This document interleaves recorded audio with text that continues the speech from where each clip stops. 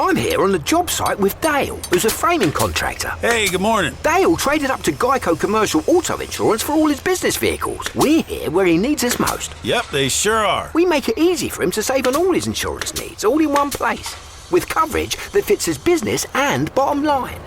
Oh, I shouldn't have looked down. It's all right. We're so far up here. Look at me. Take a deep breath. No, I'm good. So good. Get a commercial auto insurance quote today at geico.com and see how much you could save. It feels good to Geico. The Mario Rosenstock Podcast. Thanks to Hum. Finance made easy when you shop tech, electrical, appliances, kitchens and much more. Flexify Europe Limited, trading as Hum, is regulated by the Central Bank of Ireland.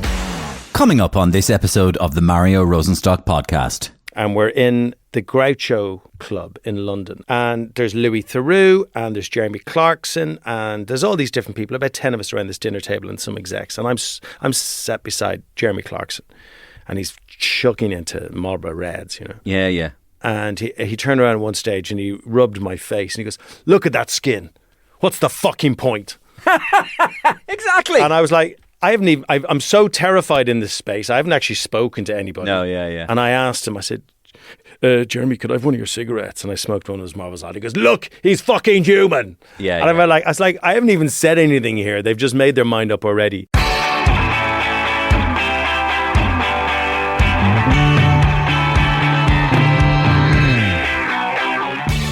Chat GPT is great, isn't it? I asked Chat GPT to tell me a bit about Craig Doyle. One of the things it said was this: Craig gives off good bloke who accidentally wandered into television and stayed there energy. And when I put this to Craig, he didn't disagree, because even though he's a naturally talented and very popular TV host now, working on some of the UK's most watched shows, this was never really a part of Craig's grand plan. And the story of how it all had happened is a great one. Not only is Craig a talented presenter, he's also a brilliant guest, as you're about to hear in this episode of the Mario Rosenstock Podcast. Here is a guy who's had lots of life experience and has the ability and storytelling nous to be able to tell those stories. Craig and I have great crack. He tells me so many funny stories from his career and his childhood. He's an absolute sports nut, of course, so we nerd out on sport. And did you know he runs a production company with Brian O'Driscoll? And not just any old production company, it actually gets stuff done. They made a fantastic documentary about rugby called Shoulder to Shoulder, in which Brian investigates the whole influence and effect of Northern Ireland as opposed to Southern Ireland playing together in one united rugby team. And that's its history down through the generations, as you might imagine how interesting it was during the 70s and 80s. It turns out that they've made some of my favourite documentaries as well, other documentaries, like the one about Jonah Lomu, the Life After Rugby one, etc. There's lots coming up in this one, folks.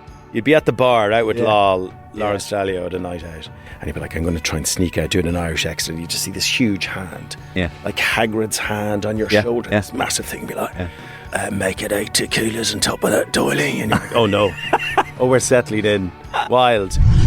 There's people who went to Blackrock who live in, D4. Yeah. And there's people like me who we lived in kind of very modest houses, and mother had 3 jobs. I remember one newspaper doing a story about me saying, Craig Doyle is a poster boy of private schooling, born with the silver spoon in his mouth. I remember being really annoyed about it because I wanted to sing from the rooftops about how great she was and what she did for my brother and my sister. I was in the gutter since the Olympics. Yeah. I came home, I'm not kidding, I shaved my head, I went full Brittany on it all. Yeah. And I said, I'm going to become my degree was in history, so I'm actually going to become a history professor. That's what I'm going to focus on. Yeah, I can't do this. I was ripped apart. Yeah. Was it the rejection? It was the humiliation. And this car rolls by and it stops. Yeah. And the window rolls down. It's Phil Lynott of Thin Lizzy. And we're like, Phil Lynott? Stuff Ray Tracy? It's Phil Lynott. Brilliant. And he goes, "All right, boys, played a bit of football. Follow me, guys. Come on." And because it's Craig Doyle and he is a well-known sports broadcaster, my hotline was absolutely buzzing with people from the rugby fraternity and indeed the television fraternity. Hi, you've reached the Mario Rosenstock podcast. Please leave a message. Yeah, hi. Felicitations. This is Brian O'Driscoll. Really looking forward to hearing Craig Doyle on the podcast today. Actually, a message for Craig. Come here, Doyler. I sincerely, hope that you thank me for well, for all I did for you, backing you up on the whole Jeff Parling fiasco. I mean, that could have been a real career killer. So, listen, buddy, it's payback time. So, hopefully, you pay your dues there. Good. Mario, it must be, it has to be, it is Ryle Nugent. What a weekend of ledges we have coming up. It's a Leinster love-in, and I can't believe it. You have Craig Doyle on the show. The ledge bag of Lakelands in Stillorgan. The weather is perfect. It's 25 degrees in Bilbao for Leinster. I can just see it now. Drico, Doyler, and the Nuge, all in their banana hammocks in Bilbao. Caning Heinekens by the pallet load in the Spanish sun. Wake up, Nuge. It's never going to happen. Yeah, hi Mario. This is Donald Lenihan calling you from Sundays Well in Cork. I'm just ringing in to say that Munster Rugby will not be listening to this podcast. We'll be boycotting it, in fact. And actually, I'll be doing my own podcast in my shed here in the back garden with a real legend, not one of your Leinster drop-in, blow-in types. This is a real legend of international rugby broadcasting, Michael Corcoran. Paul O'Connell has the ball now. Oh, glory. There he is in the background. Glory. I haven't tied up like the gimp in Pulp Fiction. We're on Spotify as well, What the fuck? Glory, Munster. And exclusive new comedy every week on the Mario Rosenstock podcast. Contact me if you want to chat to me at mariorosenstock@gmail.com. I read them all and I get back to most of them. If you want to talk to me about guests that you'd like to suggest, comic sketches that you think I should be doing, or new comic characters that I haven't identified yet that you've noticed in the public sphere, mariorosenstock@gmail.com. You, the listener, are the most important part of this broadcast. And please give us a follow or a like or a subscribe. We don't charge for the podcast. So when you do that, it really, really helps us. Okay, of course, I have to say thank you, of course, to our great, great sponsor. That is Hum Finance. Hum have partnered up with us here on the Mario Rosenstock podcast, and Hum is a finance company who provide flexible payment solutions for customers for some of Ireland's most popular retailers. They can help you make your purchases and pay back in bite-sized, easy payments. It couldn't be easier. And we're delighted to have Hum on board as sponsors of the Mario Rosenstock podcast. Okay, so as I mentioned, myself and Craig had so much to talk about, and we ended up talking for well over an hour and a half. We had a ball.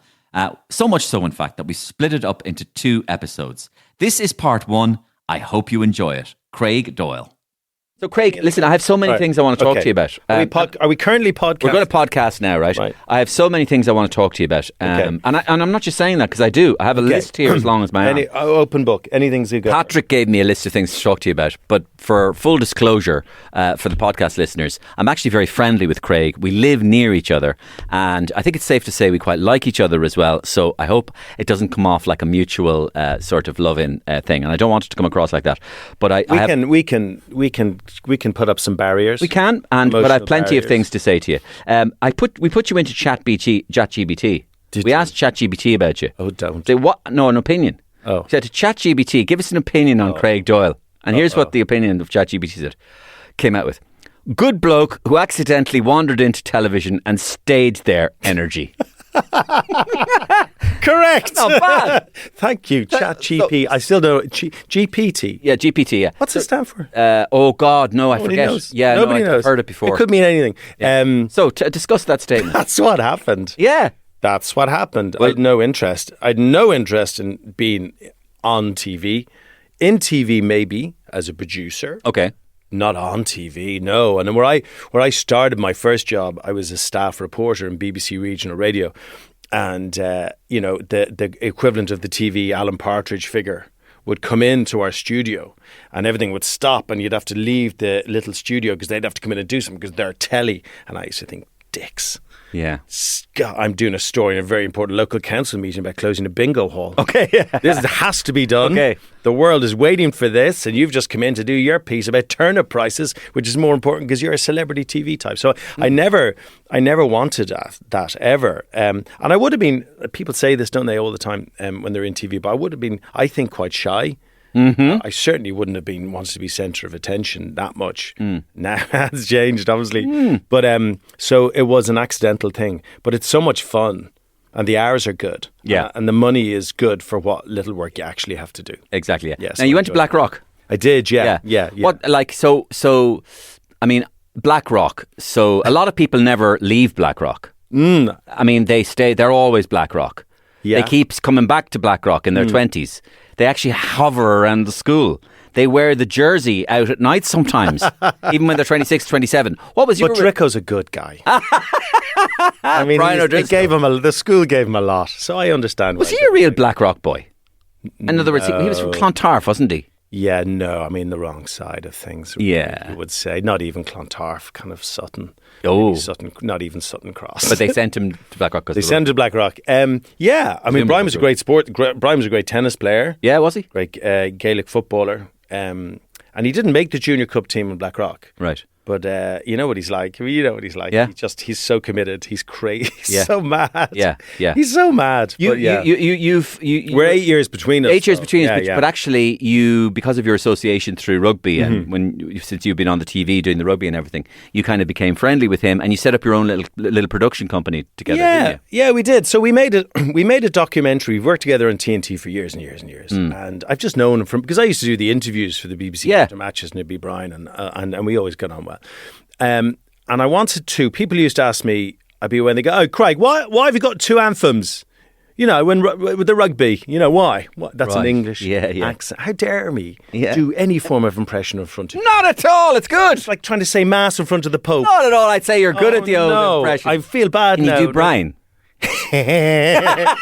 That's my impression of Brian. I do this impression of Brian O'Driscoll where I make out that he has, let's say, a mentally challenged laugh. Right, so, and it came from this thing I saw him doing once, where he kind of loses it with his face when he laughs. When he laughs uncontrollably, so that he tries to laugh normally, but then the actual act of laughing, of finding something funny, makes him really laugh. So he kind of goes, and his tongue kind of comes out of his mouth, and his face kind of makes a "I've lost it" face, and so he sounds a little bit compromised mentally. I know this face. He laughs. I know the face. I've only heard him do it once or twice, but I picked up on it for Gift Grub straight away. So when I do impressions of Brian to Brian, it's me doing an impression of Mario doing Brian back to Brian. It's very confusing. That reminds me of, I might as well say that reminds me of Joe Duffy years ago, where he was doing this program called Funny Friday. I remember it not being funny. Yeah, I know. In fact, I used to call it Friday. Right, and we said, "Have you tuned into Friday yet?" And he go, "Good afternoon, good afternoon to you, Funny Friday, Funny Friday, Funny Friday. Good afternoon to Funny Friday. We want to hear your impressions. Give us 1850 115 715. Give us your impressions." Tony's on the line. How are you, Tony? How are you, Joe?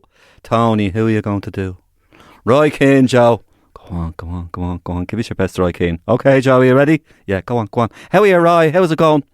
What are you doing, Tony? I'm doing Roy Keane, Joe. What? Do it again?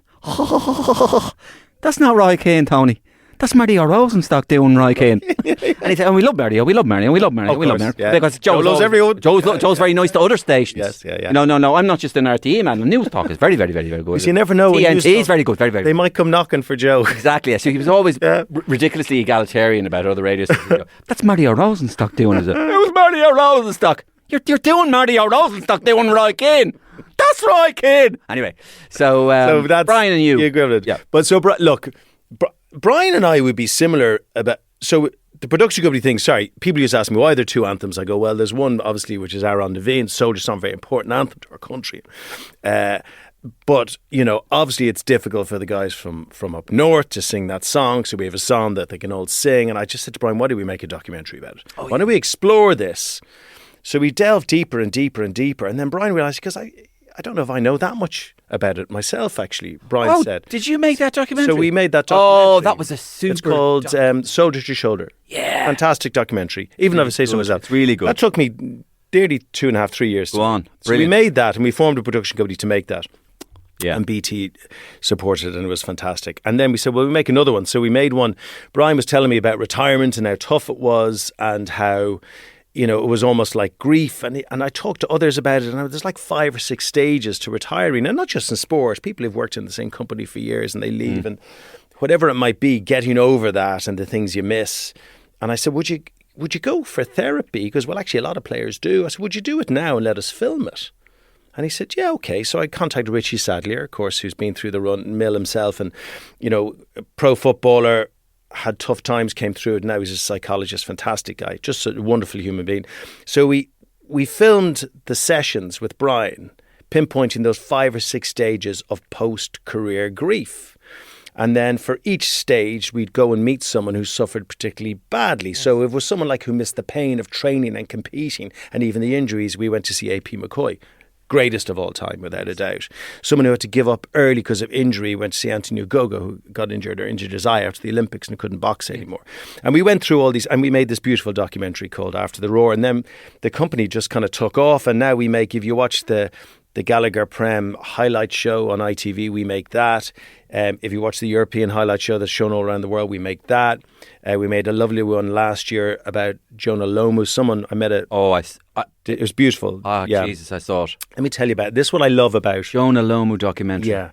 And it kind of goes like you're going back to not wanting to be on TV. I love being on TV and I love the fun and we get nice things. I get to do things like this and it's lovely. But from day one, like the producing side gave me a different kind of energy that I enjoyed, you know, and the creative side where you just, with Jonah Lomu, I met a great journalist who in the Telegraph for years called Mark Suster, who was moving house. I met him for a coffee in Bath like 3 years ago. And he said, I was clearing out the attic and I found a box of tapes, VHS tapes. For younger listeners, they're called VHS tapes and you'll never have to use them, so don't worry about it. And it's 10 hours of Jonah Lomu interviews. He said, I did a thing for Adidas years ago with him in New Zealand. I found these tapes. No one's ever seen them before. I don't know what to do with them. I said, well, can I have a look at them? So I got them all transcribed.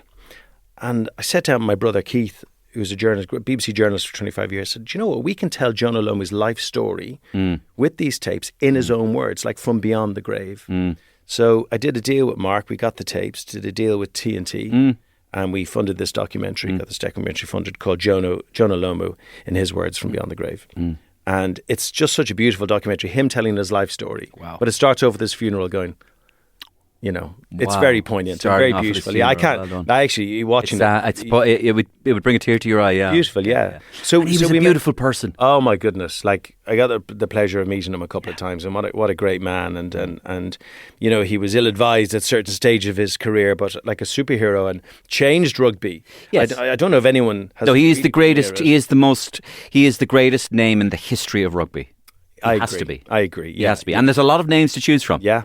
But really, he kind of took it. He's kind of like almost Ronnie O'Sullivan or Alex Higgins in the sense that it doesn't matter whether you say he's the best rugby player or not, because we can argue over that for hours. It's just that he took it to a different planet. That's it. It's their effect on the game, isn't it? And whatever the sport is, the effect that person has on a game. Yeah. You know, I mean, I look at say like David Beckham, and you know, I'm being a Man U fan, and like Dave Beckham would run 14 kilometres a match. Right, this guy, his work rate was great. Yeah. Was he the best ever player for Man United? No. I was more. I'm obviously Roy Keane. Yeah, and I'd go Scholesy as well. Scholesy, like Cantona. There's so many. You know, when you go back. You know, I was a big Frank Stapleton fan, you know, and Stapo obviously got sent. No, it was Kevin Moore got sent off in the '85 Cup final, but Stapo played in that one. Norman Whiteside scoring the goal. All that crew of guys, you know. But Beckham has probably had the biggest influence on English football out of anyone. Does that make him the biggest English footballer of all time? I think. Well, it may, in a way, it does. In terms of English, yes, it does. There was no other footballer hanging around the Chelsea Flower Show with you know, the King of England. No, of course not. You know, so it's interesting, isn't it? Their influence. No, it's a bit like that thing where we'd be doing outside broadcasts all over the world with the breakfast show, let's say, and you might go to Japan or you might go to Dubai or whatever, or you might even be in Spain and speaking to people who don't speak English, and they just go Ireland, Ruckin. Yeah, and that's what they know. They know that word. And recently, then in the last few, maybe 10 years, it would be Conor McGregor and all those. You know, so you hear that a lot. Yes. But that's what it is. It's outreach. Yeah, Brian has that. Yeah, actually, like 2 guys I know definitely have that. Brian and Lawrence Delalio. Okay, the big low. Yeah, the lollipop. Yeah. Right, son. You'd be at the bar out with Lol Lawrence Dallaglio at a night out, and he'd be like, I'm going to try and sneak out doing an Irish accent. And you just see this huge hand, like Hagrid's hand on your shoulder, this massive thing, be like, make it 8 tequilas on top of that doily. And you're like, oh no. Oh, we're settling in. Wild. Those guys like Lawrence Dallaglio and Martin Johnson, they have aura, but they have that SAS aura, don't they? Yeah, they're scary. They have that SAS aura. It's like, come in, we're in Basra. The parachutes have dropped. Send in Dallaglio and Johnson. And it's like, you know those kind of things. It's just guys SAS. with a load of weapons pointed, and Lob will just go, it's just guys with night vision goggles. Are you sure you want to do that? Yeah. When we have a little drink and talk about it. I've got 5 targets in my sight. I think I can take them with one. Send in more targets. I need more targets. Not enough targets.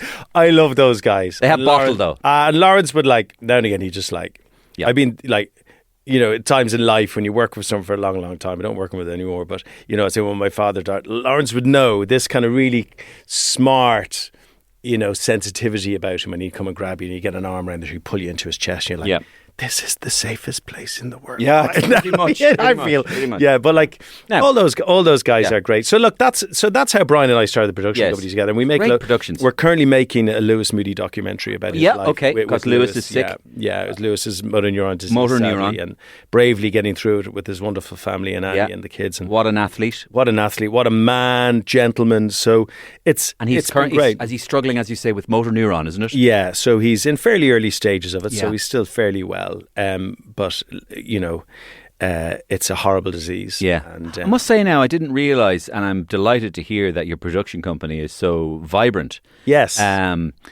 For those listeners out there, every creep who has a microphone in front of them has their own production company, mate, including yours truly. Now, I don't do anything except Mario Rosenstock Productions, but it is an incorporated vehicle.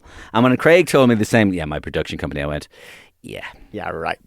But now I'm being put in my box because actually your production company makes things. Yeah, we make a lot. Brilliant. We make a lot. We're very busy. We've got it's not. I'm quite conservative the way I run it. I don't. There are production companies that like to employ lots of people and have swanky offices. We have a slightly swanky office in London, but we maybe 6 or 7 people full time, maybe 15 on a busy weekend. Amazing. Brilliant people. I've stolen a few people from other production companies, and it's going really well. Thankfully, we're very lucky. We're part owned. By All 3 Media, who are one of the biggest media companies in the world. Let me talk to you about your TV stuff because so there's several aspects for listeners who mightn't be fully aware, but Craig obviously has made his name, ostensibly in sports TV. He loves sport, isn't that right, Craig? You've always love it, yeah. Brought up. Who are your heroes growing up in terms of both sport and in terms of sports kind of broadcasting? Oh gosh. I love Jimmy McGee. Yeah. And Jimmy McGee lived down the road from me. Okay. I had 2 superstars lived around the corner from me in Lakelands. By the way, when you mention Blackrock, there's Blackrock, people who went to Blackrock who live in, D4. Yeah. And there's people like me who we lived in kind of very modest houses, and mother had 3 jobs to put us through. Okay, so more lower middle class than completely, upper middle class. But we kind of, with aspirations, I guess. There was golf clubs. How we paid for them, I don't know. So they must have had to pay to save up to pay your fees. Honestly, my mum, who's still with us, Ethna, great woman, good bridge player. I was talking to her about this yesterday. She was offered the chance to play bridge for Ireland, and she turned it down because she wanted to bring up the kids. She didn't want to be just playing bridge all the time. Fantastic woman. But I remember she would go into Arnott's or Switzer's, whatever shop it was. She worked for Lancome, who was a cosmetic company, and she'd go into Switzer's or Arnott's or whatever at 9 in the morning.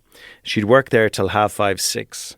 And then she would run across to the either Jury's Hotel or the Conrad Hotel. They had a shop called, I can't remember what it was called. It was they had all like Irish goods, like Waterford Crystal and Claddagh rings and all that. She'd work in that shop till midnight. Yeah. And then on weekends, she'd be in supermarkets doing tasters of Sounds like the Rory McIlroy story almost. Oh, right, okay. His parents. Yeah, I mean, his parents tag teamed, basically. They didn't see each other 15 years. Yeah. He worked in Amazing. the bar, and then he did the night shift at the bar, and she was cleaning at night. Yeah, unbelievable. Like it's.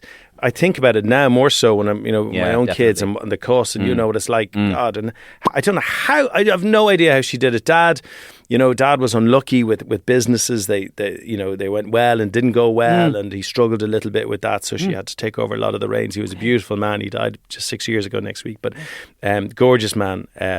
But she worked so hard. So it was interesting. You're in BlackRock is this banner, and I remember for years, Mario. And we'll get back to the other thing in a minute, but I remember like there'd be certain newspapers. I remember one newspaper doing a story about me saying they were slagging off basically private school people, saying, and Craig Doyle is a poster boy of private schooling, born with the silver spoon in his mouth.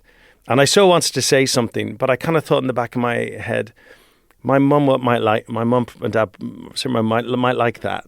That like she's done a good job if people think it's been a seamless, life.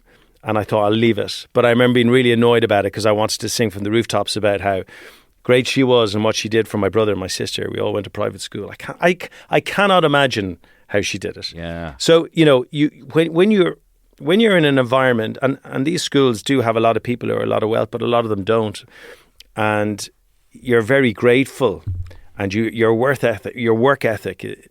It kind of stems from that, I think, because you think, right, they've done this for me, I now have to give them something back. Right. And so it's interesting. And you would describe yourself as having a strong work ethic, would you? Yeah, I don't work hard. I work a lot, but we don't work hard, do we? We kind of show off a bit on telly or radio, and the production stuff has a lot of stress with it, and as does live TV. But it's not. I'm not plucking chickens or driving an ambulance. It's different. But I work.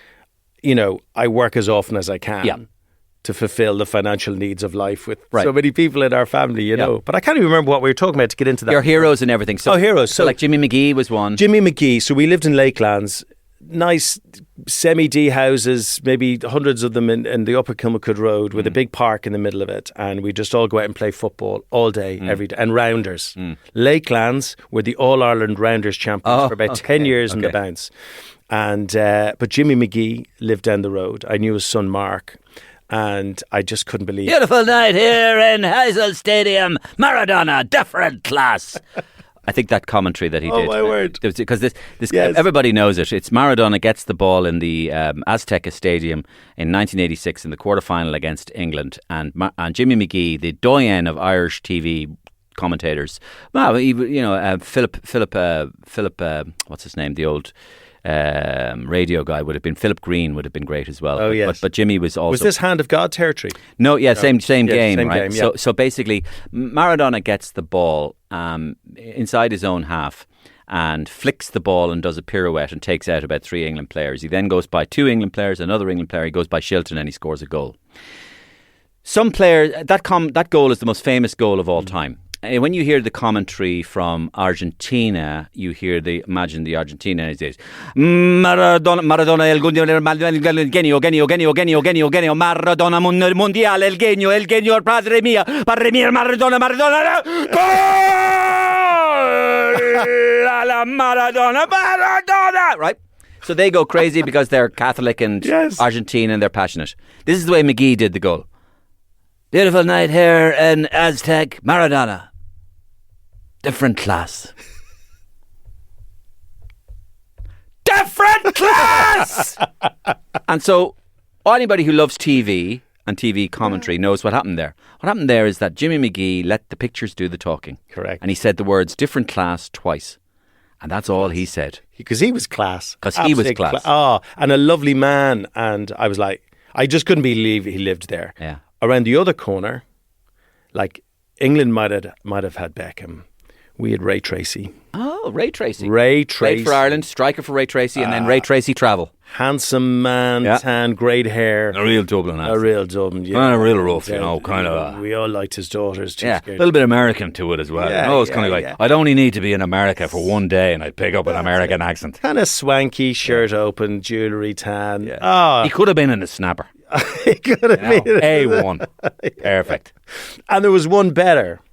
There was a drummer from a band. I'm going to say Horselips, maybe. I'm not sure. Up the road. So one day we're out in the street and we're playing squares or curbs, maybe both. two greatest games in the world. Yes, you know of these. Don't games? know them really. I know hit the. I know they hit the curb. Posh Street. You know? No, farm.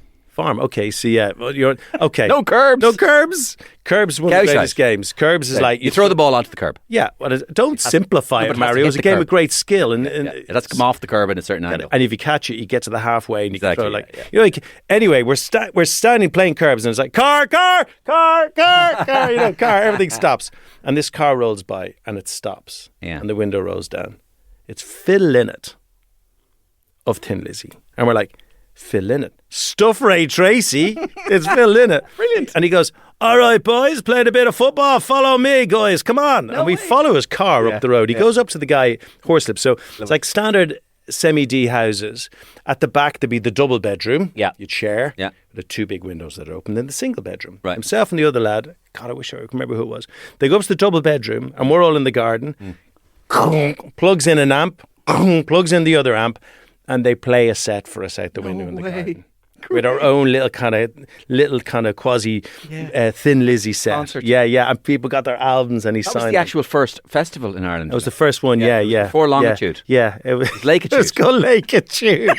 It was called Lakeitude. Yeah. We had no yurts or anything like that, but they were to come years later. But so yeah, we were very lucky. We had all these people around us. In terms of sport, I loved Frank Stapleton. So there was a guy across the road from me, Coleman Lynch. We did 158 headers. Yeah. So no one was beating that record because we used to head the ball like Stapo. Right. Yeah. Now, Frank Stapleton, classic heading technique, the picture frame technique. You're familiar with this? Go on. So you hold a picture. Oh, frame, yeah. And you're putting your head through the picture like that. Yeah. Right. Very good, yeah. Putting your head through the picture. Stapo. Yeah. Beautiful header of the ball. Yeah, it was. And Coleman Lynch and I, we did 158 headers and we had the record in Lakelands. No one was coming near us. So I loved Stapo. He played for Arsenal, then he moved, went to United. I moved with him. They signed both of us. So I moved over to United. He was part of that great, I suppose you'd say, triumvirate of Irish people, Stapleton, Brady and O'Leary, who played for Arsenal. Yeah. So you loved love that. And the other one would have been like, I loved Ollie Campbell, obviously. God, yeah. Tony Ward, I know. Tony Ward was my guy. I know Wardy.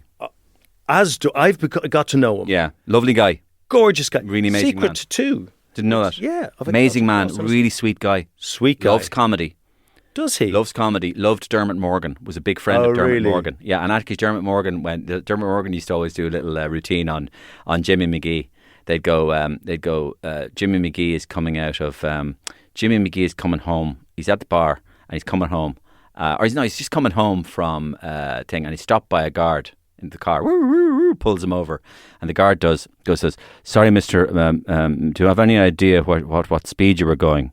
And he says, coming out of Longford Town, I would have been doing 78 miles an hour. Coming into Cloggerhead, I was doing 75. As we hit the road to the M11, it was 69.3. And then coming in, he did a commentary. Morgan did that kind of routine. So Wardy, I'd know Wardy as well. And I would have been a massive fan of Tony Ward playing rugby. Oh, yeah. Good footballer too. Great footballer, played for Limerick City. Won an FAI Cup medal with Limerick City. A lovely man, Tony Ward. Did you like David Coleman and the commentators like that? Yeah, kind of like Des Lynam, because obviously he was Irish and we liked all that, and Terry Wogan, who I just adored because his touch, his gentle touch, he just worked, he just had everyone in the palm of his hands all the time. He did. Des Lynam presented Grandstand. He presented Grandstand, and you said, if I'm not wrong, you said when you were a kid, I'd love to present Grandstand. Yeah, I said it in school. I said it in my I said it in my transition year, when you go to your careers talk with the careers specialist at school, and they said, what do you want to do? I said, I'd like to present Grandstand, actually, is my plan. And they went, yeah, that's not going to happen. Yeah. How's that going to happen? I know. You won't. I mean, at that stage, bear in mind, at that stage, maybe the year before, if I was asked to read an essay out in class, I would start crying. Right. I would actually start crying. Right. Okay. I did not want to speak in front of people. And so yeah, I think it was a shock to them that I wanted to do that. Roll on all those years later, and I'm in the studio and I'm looking across at Brian Robson, and it's my first Grandstand, and the music, that music starts. And the tears. Yeah,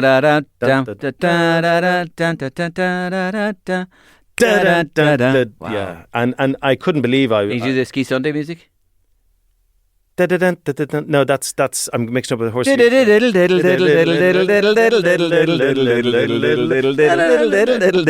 of the Year show. Huh? I don't know the Horse of the Year. How about this one? You tell me what sport this is.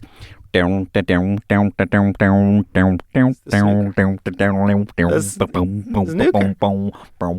just thinking. Are you thinking Dennis Taylor? It's Dennis Taylor, 85. Dennis Taylor, 85. Davis, yeah. Oh my goodness. Yeah, him as well. By the way, put him on the hero list. Who? Met him. Nice man, Dennis Taylor. Yes. Yeah. Yes. Yeah. But do you know? You presented Grandstand. I presented Grandstand. So your dream came. No, but your dream came true. In other words, you got to a stage where you were regarded respected so well in the business that they allowed you to helm Grandstand. A thing that very few people do. The other guy, Vine. But he was he the alien guy? No. The lizard guy. The Bond guy, Ryder, Steve Ryder. Oh well, Steve Ryder, the greatest of all. Smooth as silk. Still the greatest of all time. I met Steve recently. He's been ill. A lovely man. But I got to do an Olympics with him, and I got to do. I was like his understudy for a while. Yeah, he helped me a lot actually, because when he left the BBC to go to ITV, there was a slot. Yes. So basically, I do Grandstand. Yeah, it's okay. They took a punt on. Sure. I do maybe 4 or 5 of them. They say we're going to the Olympics. We want you to host the Olympics evening highlight show with Claire Balding. I'm like, massive gig. Oh no, massive gig. I've never been to an Olympics before. That's a massive gig. Too big for me. Yeah. I should have been sent as a reporter. Okay. I met the guy who hired me the other day. I was at the FA Cup on Saturday and I met him. And he's like, I'm so glad to see you flourishing. I said, well, it took a while, didn't it? It took 20 years. Yeah. But it was hard. You have no idea, until you go to one of these things, you have no idea the scale of an Olympics and the amount of knowledge you need and the amount of knowledge you don't need. I did the stupid thing. I have to choose 5 or 6 sports, focus on them, actually just have general. Never say anything. Des Lynam used to go. They'd put up the first division, as it probably was back then when he was doing it. And they put up the other leagues, and he goes, "There you go. There's the weekend. Choose your team. Off you go." I know. Give them nothing. No. Give them control of it. Yeah. Don't show any lack of knowledge by showing no knowledge at all. Just cruise through it all. And I probably tried a bit too hard. I made a mess of it. Disaster. Why aren't you at work?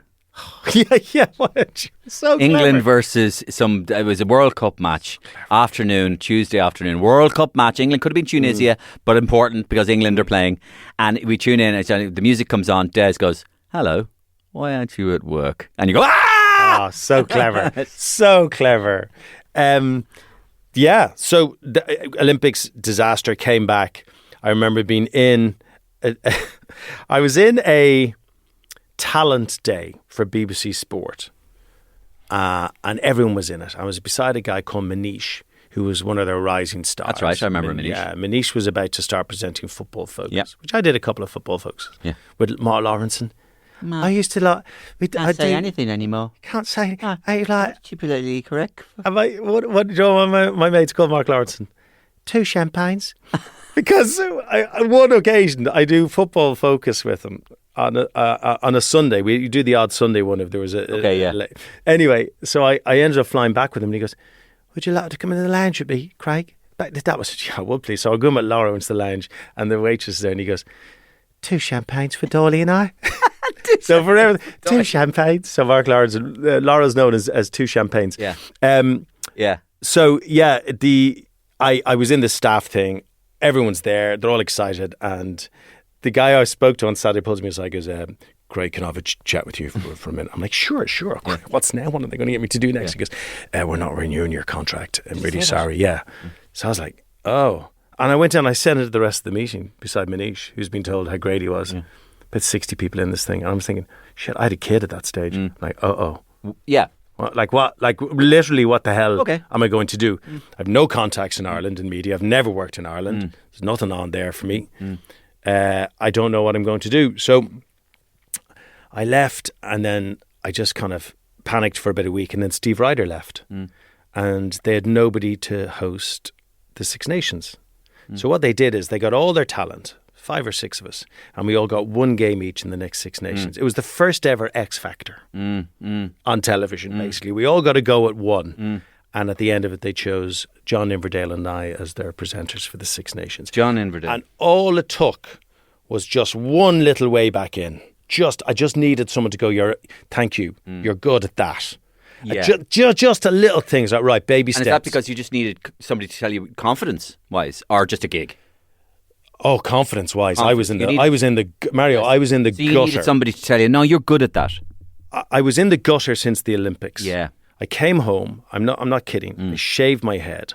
Did you? I shaved my head. I went full Brittany on it all. Yeah. And I said, I'm going to become I loved it. My degree was in history. I said, I'm actually going to become a history professor. That's what I'm going to focus on.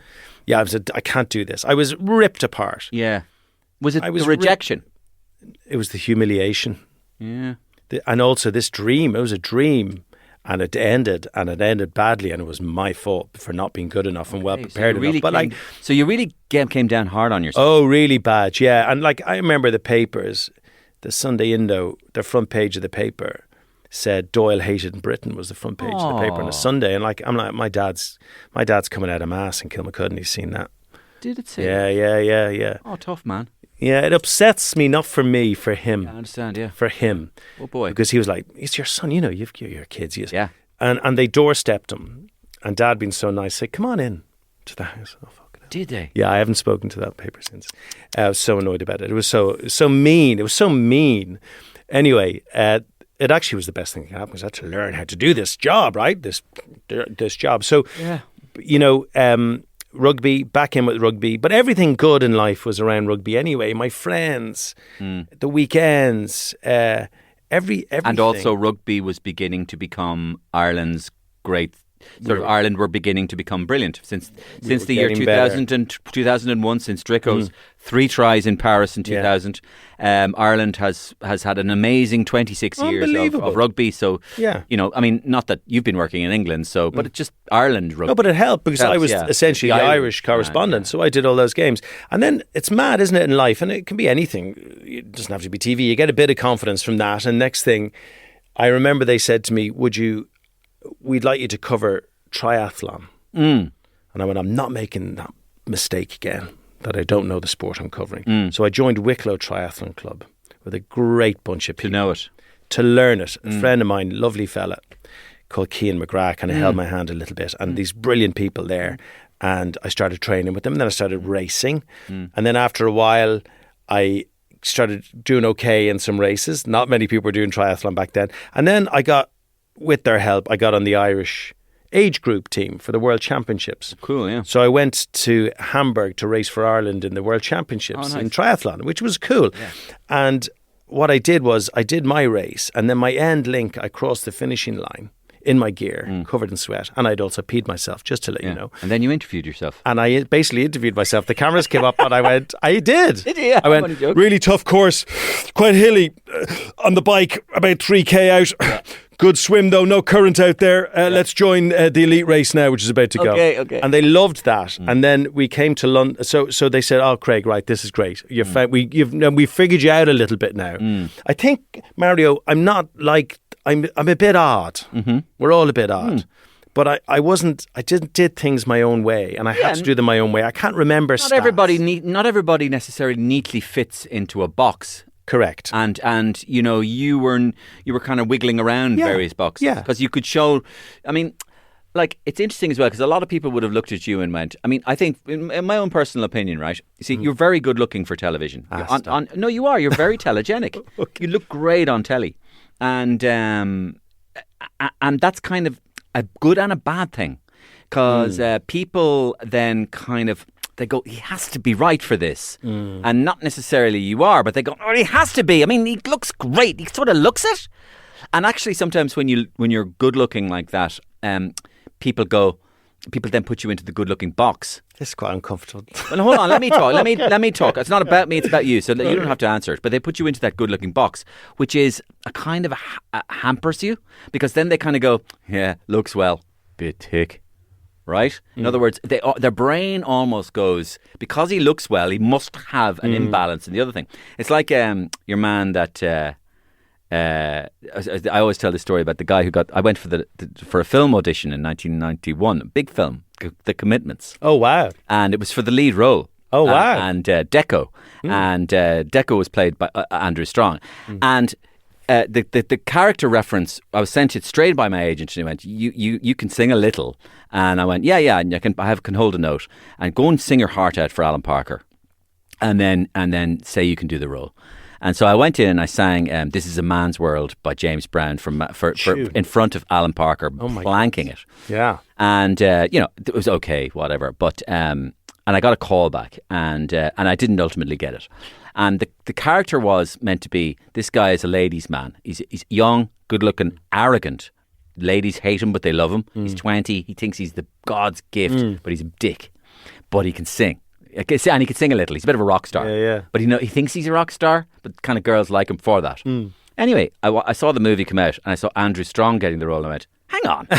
Andrew Strong Am I the gets same the as role. him? Am I the same as him? He's not good looking. And then he opened his mouth and started singing. Oh my God. I see why he went into the room and Alan Parker gave him the role, right? But then I remember hearing then taxi drivers would talk about the film, The Commitment, and they go, your man Andrew Strong, he's so ugly, but boy can he sing. So it was like as if it's that natural thing of George Best. What a genius. Of course, a total alcoholic. Yeah. In other words, negative. Yeah, in other words, it's almost a Catholic thing. It's a Catholic thing. You have this, we give you this, but we take it away. So my point about you then with the thing is, sometimes it's hard to find a way. But what you were going to say? This is an uncomfortable. I've never had. Don't worry about it. I know, but I do because people. Oh, your man thinks whatever. Like, no, but I mean, don't think anything. I'm not the first person to say that you're good looking on camera. For God's sake. There was a friend of mine that I was in school with who worked with one of the papers that gave me a particularly hard time. He was quite high up in them. I won't name him. And he left, and I met him shortly after he left, and I said, "Can I ask you why you've been so shit to me?" Did you? For the last decade. Like, you know me. You said that, yeah. Yeah, I said, you've known me since we were through school together. You know what I'm like. Right. I'm not the guy you portrayed me as in that paper. He said, I know, Craig. He says, listen, obviously the stories that you have to write and all that. And he didn't. He was a bit higher up than that. I said, but why? And he goes, because you looked like a TV presenter. Mm-hmm. I thought, well, what the fuck am I meant to do with that? I can't help if that. If The Simpsons cast you in cartoon, they'd make a TV presenter like you. Well, cheesy. Well, there's a touch of the Troy. Oh, I've got cheesy. There's a touch of the Troy McClures. Do you know that kind of Troy McClure? I remember I was in college in London, so I did my degree here in Maynooth and had the greatest time ever and learned so much. None of it about studying, just about having a great time and meeting great people. I did my postgrad in a place called the LCP, now the LCC in London in broadcast journalism. While you're there, the BBC come in or a lot of the radio stations, but you're looking for the BBC to come in and they kind of pinch people from it. So you do these mock news day, an editor will come in from the BBC. So an editor came in and said, we'd love you to come up to East Anglia maybe and just do a couple of days freelance work for us. So sure. So the second day I'm there and I do a package on some story. A package is basically a 3.5 minute report with interviews, some sound effects. You write the insert bits, VOs, and you piece it together. And it has to go to the editor that day, who was a bloke. And I wasn't in the room, but my brother was the political correspondent for that area. Based in Westminster. And he heard it back from someone else. He said the editor came in with the package, which would have been on tape. And he threw it in the desk. And someone went like along the lines, oh no, is it bad? And he goes, no, he can write and he's got good fucking teeth. I was like, that was a lesson to me. It's like, okay, so middle-aged men are going to be tricky in this career of mine. Yeah, they might be a little... So either I go smash my teeth in or I just get on with it. But like, it was weird. It was weird. And like, you still get, there's a very well-known TV presenter who I won't name because I'm not into doing that. But I remember sitting beside him at a talent dinner. Oh, fuck it, I'll name it. It was years ago. Yeah. Right? And we're in the Groucho Club in London. And the BBC brought all their talent together. It's a long, long time ago. And there's Louis Theroux and there's Jeremy Clarkson and there's all these different people. About 10 of us around this dinner table and some execs. And I'm sat beside Jeremy Clarkson. And he's chucking into Marlboro Reds, Yeah. And he turned around at one stage and he rubbed my face and he goes, look at that skin. What's the fucking point? Exactly. And I was like, I'm so terrified in this space. I haven't actually spoken to anybody. No, yeah. And I asked him, I said, Jeremy, could I have one of your cigarettes? And I smoked one of his Marlboros out. He goes, look, he's fucking human. Yeah. And I was like, I haven't even said anything here. They've just made their mind up already. Yeah. Long time ago. Things have moved on. Yeah. But I learned so much. You learn so much from all those things. And, it turns out that screwing up the Olympics made me better at everything else I did, Now, you're brilliant. I see, you also, people have identified that you've got a bit of a talent as well for that thing that's really, really hard to do on TV. What are you going to say? And my thanks to Craig Doyle for coming in and sharing all those stories with me. Lots more fun coming up next week, including this. There's a physio table in the middle of it, and Alistair Campbell takes out the bagpipes. Yeah. Pre-match starts playing them. Brilliant. Gianfranco Zola and Maradona jump on top of the physio table and start dancing. I'm like, okay, I know what's happened here. Yeah. I've been hit by a bus. I'm lying under the wheel of a bus. This is I'm in a coma here. I'm in a crash coma. Yeah. This can't be real. Bonkers. And of course, my thanks to Hum. Hum Finance is a finance company who provide flexible payment solutions for customers, some of Ireland's most popular retailers. They've been here for 30 years. Check them out. And thank you, Hum, for getting involved in the Mario Rosenstock podcast. See you same time, same place next week. Bye. The Mario Rosenstock Podcast. Thanks to Hum. Finance made easy when you shop tech, electrical, appliances, kitchens, and much more. Flexify Europe Limited, trading as Hum, is regulated by the Central Bank of Ireland.